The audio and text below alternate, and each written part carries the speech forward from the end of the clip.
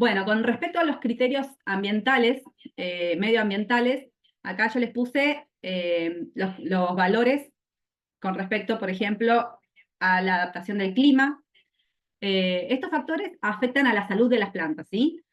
Pueden comprometer seriamente lo que venimos hablando recién, si se aguantan o no el cambio de clima, ¿sí? Pueden comprometer el cultivo y podrían traer, si nosotros utilizamos sí o sí una planta que vamos a traer de afuera y lo queremos poner sí o sí en el diseño que vamos a armar, podemos comprometer la vida del diseño, porque si es que sí o sí queremos utilizar esa planta y la planta no se adapta, bueno, estamos comprometiendo el diseño del cantero. Vamos a tener que cambiar la especie si es que esa planta no aguanta en la zona en la que nosotros estamos.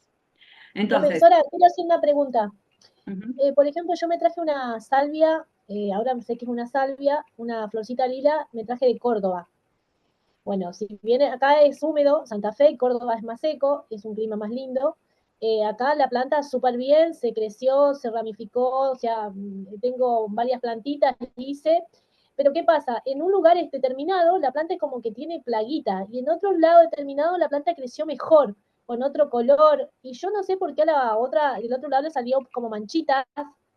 No sé si es el lugar y las otras, las que están en otro espacio de la casa, en una esquina, están mucho mejor, se las ve mejor.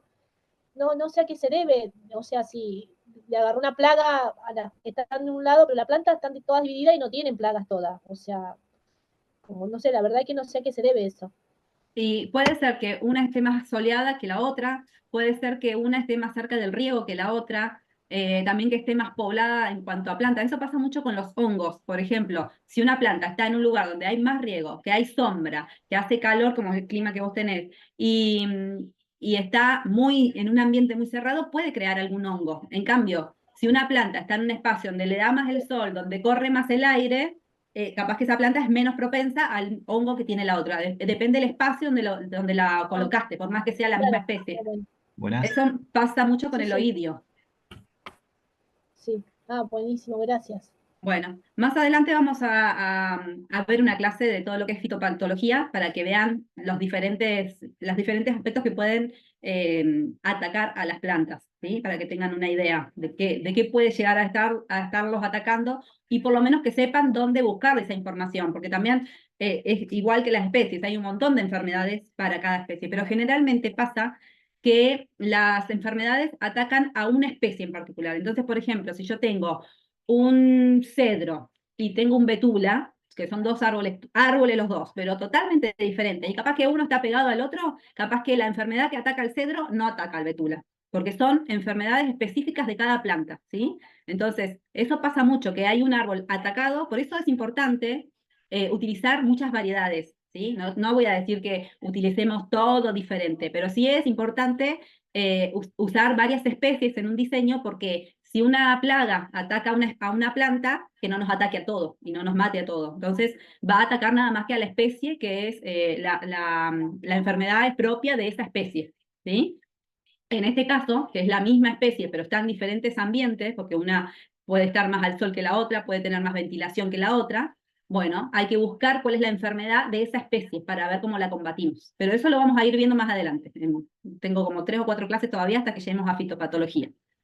Bueno, con respecto a la adaptación al clima, como veníamos diciendo, las especies arbóreas presentan tolerancias mínimas a las temperaturas generalmente. Por debajo de ciertos grados, el cultivo comienza a notar cambios, pueden sufrir daños, algunas veces irreversibles y llegando hasta a veces a la muerte. Esto depende de lo que venimos hablando. Si lo traemos de un clima cálido y lo ponemos en el sur, acá en Neuquén era, hasta hace un tiempo atrás, el jacarandá no andaba porque el jacarandá es una planta de climas más cálidos y nosotros acá tenemos inviernos muy crudos. Entonces no andaba. Con esto del cambio climático, el jacarandá anda en Neuquén, está cada vez más poblado de jacarandá y bueno, y se está adaptando. También es verdad que son especies que se han ido eh, logrando de estacas de jacarandá que anduvieron acá. Entonces ya están adaptados al clima nuestro. Pero bueno, tiene mucho que ver esto del cambio climático que tenemos en todos lados. Es fundamental conocer cuáles son los aspectos climáticos que necesita cada planta, ¿sí?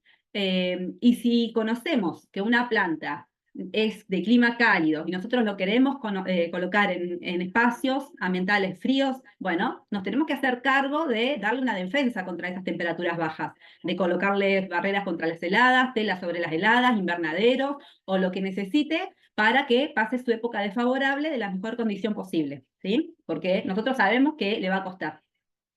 Después, con respecto a los requerimientos edafológicos e hídricos, el suelo es un sistema complejo. Tiene 4 componentes básicos, ¿sí? Primero la materia inorgánica, ¿sí? Que le vamos a poner al suelo, que puede ser las piedras, la arena, el limo, la arcilla. La proporción que se encuentra en cada uno de los suelos define la textura del suelo que vamos a tener. Es lo que hablábamos hoy, de los suelos duros que no absorben el agua, ¿sí? Por ejemplo, los suelos bien arcillosos, que son bien compactos, o los suelos más arenosos que el agua drena.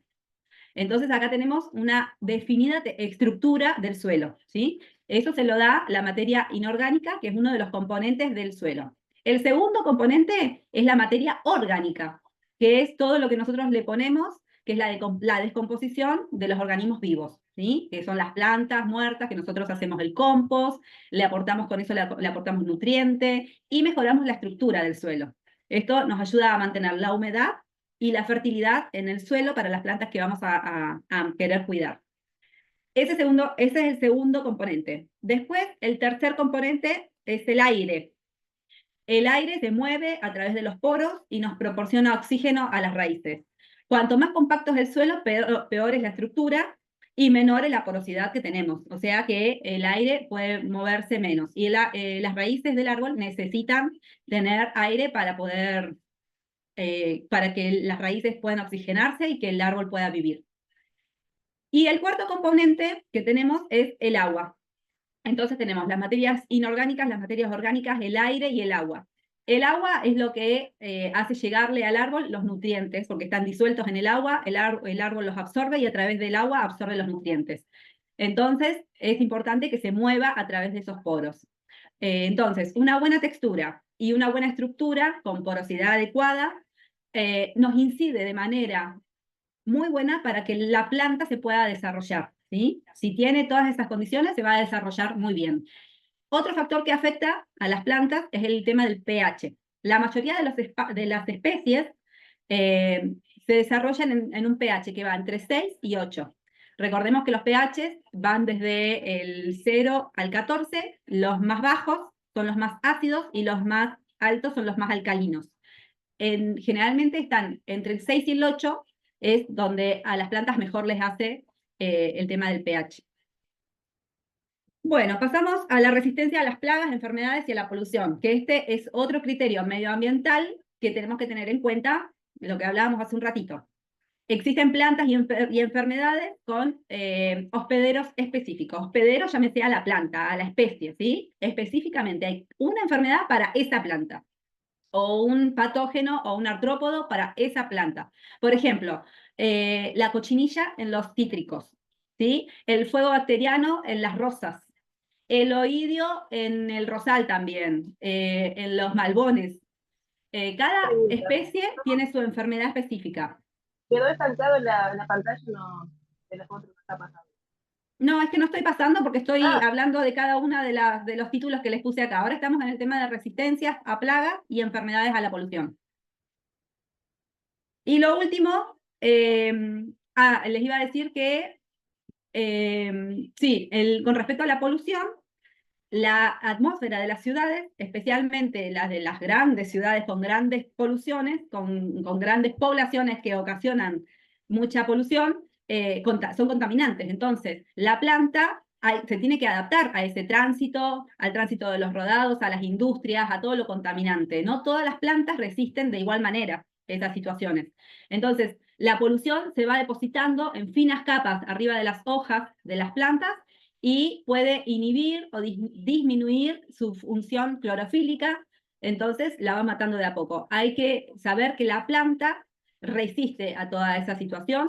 Normalmente la contaminación atmosférica hace quemaduras en las hojas, que primero ocasiona la caída del follaje, La clorosis, que es cuando se ponen amarillas, detiene el crecimiento de la planta y hasta a veces directamente la planta no florece por el tema de la contaminación. Entonces esas son cuestiones que tenemos que tener en cuenta, ¿sí? Y por último, algo importante que también todas estas cuestiones, estos criterios medioambientales son importantes para que los consideremos antes de saber dónde ponemos la planta, de dónde la traemos, qué va a aguantar, qué no va a aguantar. El tema del sol y la sombra, también, como ya veníamos diciendo, la mayoría de las especies arbóreas, porque estamos hablando de los árboles, requieren, la gran mayoría, requieren sol o una leve sombra. Muchas toleran la sombra durante ciertas horas del día y algunas requieren sombras totales, pero bueno, hay que saber qué es lo que necesita con respecto a los rayos del sol, ¿sí? La mayoría son de sol, porque son árboles grandes, porque generalmente al ser tan grandes es dificultoso darle sombra. Hay una especie, por ejemplo, que ahora en algunos lugares se pone hermoso, que es el aster japonés, que tiene la hoja chiquitita, estrellada, y pasa mucho, por ejemplo, nosotros en esta zona, que se pone feo porque se le secan las puntitas, toma un color más bien como dorado. La misma especie, si vamos al norte, tiene un rojo hermoso y está hermosísimo. Acá se le queman las hojas porque nuestro clima es más seco, pero también tiene que ver mucho con el tema de la sombra. Necesita más bien sombra que sol. Es un árbol de tercera magnitud, chiquitito, pero necesita más bien sombra. Entonces, capaz que es importante poner ese árbol al este, ubicado en el diseño, y no al rayo de la tarde. Al este les digo porque esto también es importante saber ubicarnos con respecto a los puntos cardinales. Nosotros sabemos que si estamos ubicados en un espacio, el sol va a salir del este. Si nosotros ponemos el árbol antes de una edificación, imagínense que esta es la casa y este es el árbol, está al este. El sol cuando vaya pasando, a la mañana le va a dar el sol, pero a la tarde le va a dar la sombra de la casa, ¿sí? Al árbol que está a la derecha. Entonces, hay que saber dónde poner las plantas con respecto a la posición solar para saber si va a tener el sol de la mañana o si va a tener la radiación de las 3 de la tarde que lo va a matar y lo va a calcinar. No es lo mismo el sol de la mañana que el sol del mediodía y el sol de la tarde, ¿sí? Bueno, entonces, con respecto a esto, hay que tener en cuenta dónde lo ponemos y qué luminosidad necesita la planta. Ahora sí pasamos de diapositiva, si me deja la máquina.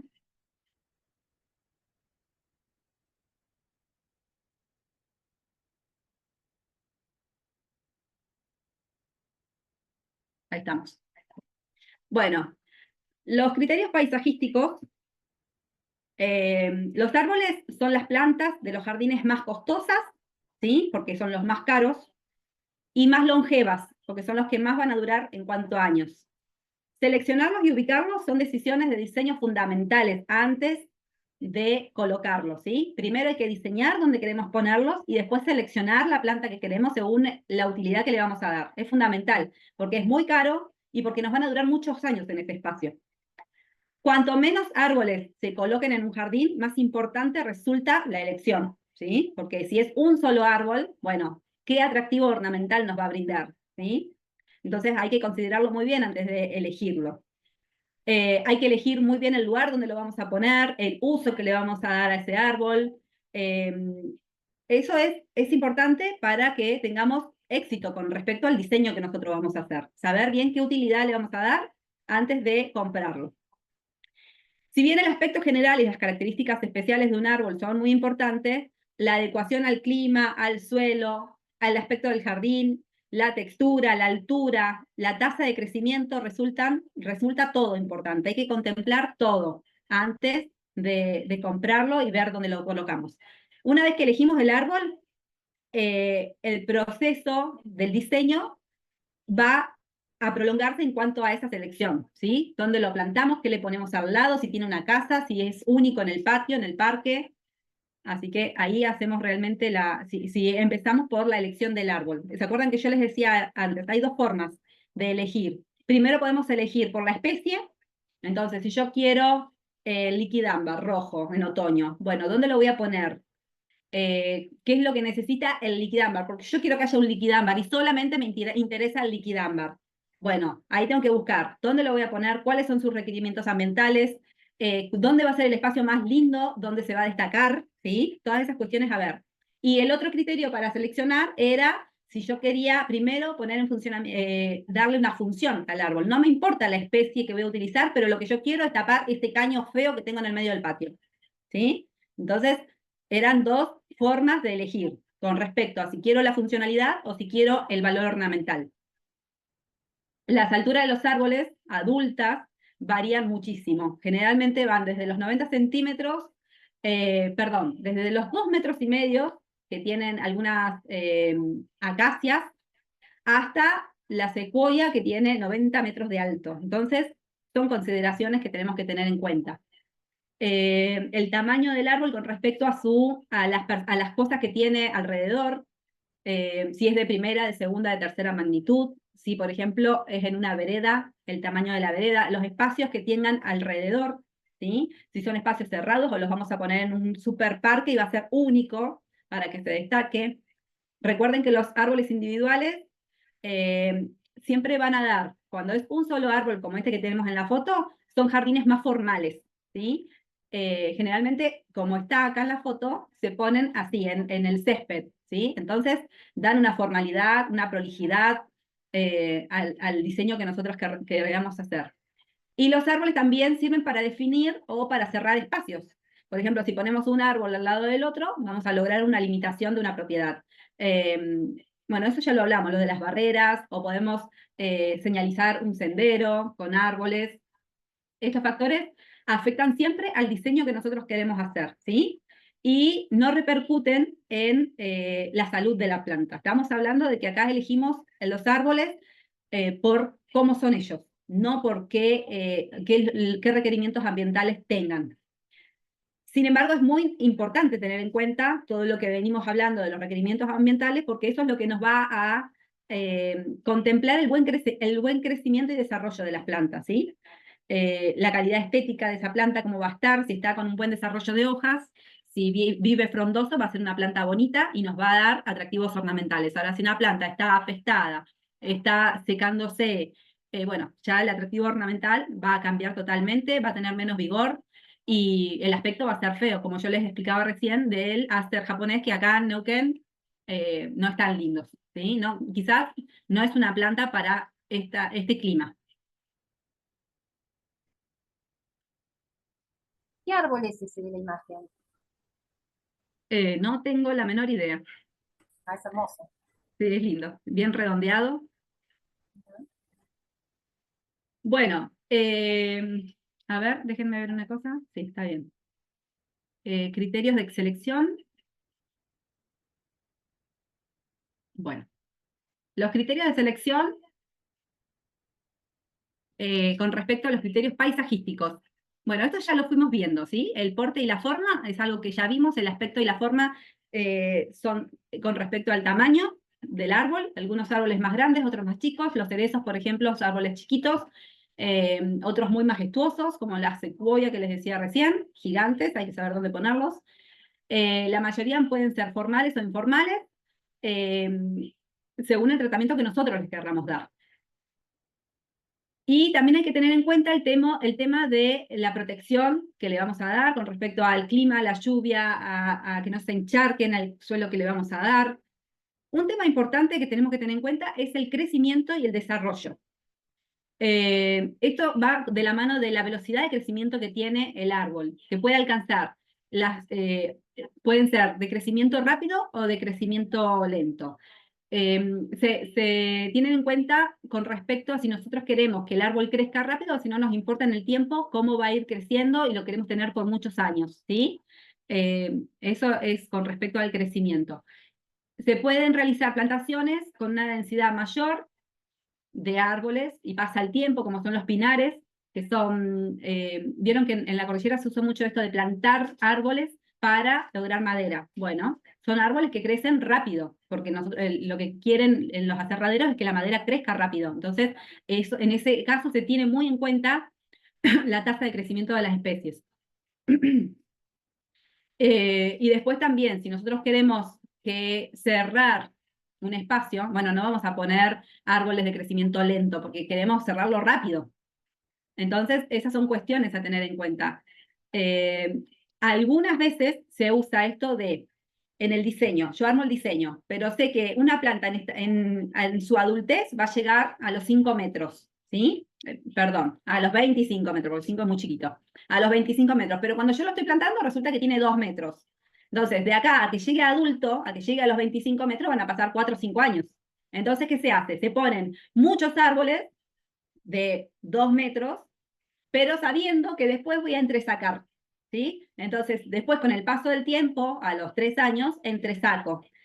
Entonces, puedo trasladar las especies, entonces las que quedan sí llegan a lograr su tamaño imponente sin molestar al otro. Eso se llama entresacar especies, pero es con el fin de que no se vea vacío cuando son chiquitos, pero que tampoco se molesten cuando sean grandes.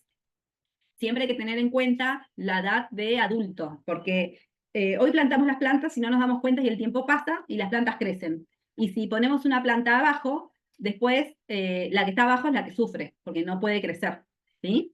Entonces es importante saber la tasa de crecimiento, si es de crecimiento rápido, si es de crecimiento lento. Después con respecto a la textura, que les puse acá en esta diapositiva, bueno, ya hablamos mucho de textura, pero es más que nada para saber si una textura nos produce monotonía o si tiene interés visual, ¿sí? Si son muchas texturas, lo que hablamos, no sé si se acuerdan cuando vimos texturas, pero si hay muchas texturas diferentes, se puede producir un caos. Generalmente lo que hacemos es lograr 2 o 3 texturas diferentes para que la composición sea armoniosa. Y con respecto al color, está también ligada a la textura y tiene mucho que ver con la estacionalidad, ¿sí? Es lo que veníamos hablando. Una planta va cambiando, va modificando sus estructuras y en otoño puede tomar tonalidades rojizas y en invierno pueden caerse las hojas o no, o estar verde todo el año. Acá también tenemos lo del color, ¿sí? Lo que veníamos diciendo recién con respecto a las tonalidades. Recuerdan que los colores, hay colores fríos y colores cálidos, ¿sí? El color puro no existe en el jardín, ya que su percepción depende de las formas, de la época del año, de la época del día, porque no es lo mismo el color a la mañana que a la tarde, va cambiando. El color es importantísimo. Incluso para después, cuando llegue la hora de elegir los colores del cantero, capaz que yo quiero un cantero que tenga tonalidades, que sea más tranquilo. Entonces, ¿qué hago? Le pongo azules, violetas y lilas, ¿sí? Todos en la misma gama. Si se fijan en el círculo cromático, van a ver que en la parte de abajo están los colores fríos, está el azul, el violeta, el lila, ¿sí? Son todos colores que si los ponemos juntos van a dar una tranquilidad. En cambio, o podemos tomar los colores cálidos de arriba y ponerlos todos juntos, entonces también son colores que juntos dan tranquilidad. Se hace una interrupción, se hace un cantero más, ¿cómo llamarlo?, más movido cuando usamos contrastes, ¿sí? Por ejemplo, ponemos un violeta y un amarillo. Como están opuestos ahí en el círculo cromático, bueno, entonces ahí se hacen colores más fuertes, contrastes más fuertes, y se hace más, es como que confrontan, ¿sí? Bueno, dijimos entonces, ahí yo les puse los colores fríos y los colores cálidos para que lo tengan, y es importante estos que sepan que si usan todos los colores fríos en un cantero, todos juntos, van a ser canteros más tranquilos. Si usan los cálidos todos juntos, también van a ser composiciones tranquilas, pero si ponen opuestos, ¿sí?, de un extremo al otro del círculo cromático, ahí cuando hay rupturas y composiciones más llamativas. Bueno, con respecto a los colores del otoño, en particular les quería contar que los colores del otoño son debido a que hay fitohormonas que son inhibidoras del crecimiento en las plantas, que primero dejan de estimular el crecimiento, ¿sí? Y después son las que se encargan de que caigan las hojas. Entonces, acá los carotenoides son las que le dan las tonalidades amarillas, anaranjadas a las plantas, y las antocianinas son las que les dan las tonalidades rojizas. Entonces, si ustedes ven una planta que en otoño se pone roja, es porque esa planta tiene hormonas de antocianinas. Y si las plantas toman tonalidades amarillas en otoño, es porque tienen carotinoides. Esto, nada, es información nada más. Es eso, es información. Si lo quieren saber, lo anotan, y si no, lo dejan pasar. No es importante, pero bueno, capaz que a alguien que les interese el tema de las hormonas le interesa. Y estas mismas hormonas son las que después van a hacer debilitar el peciolo, que el peciolo está la hoja, que es lo que ustedes conocen como hoja, y después tiene un palito, que es el que conecta a la rama. Bueno, eso se llama peciolo. Es el que se debilita y se cae. Por eso las hojas se caen. También esto es producto de las hormonas. Y acá le dejo un listado de árboles según su tasa de crecimiento, ¿sí? Es lo que veníamos hablando recién, que la tasa de crecimiento del árbol varía mucho según la especie y las circunstancias del entorno en el que se desarrolla.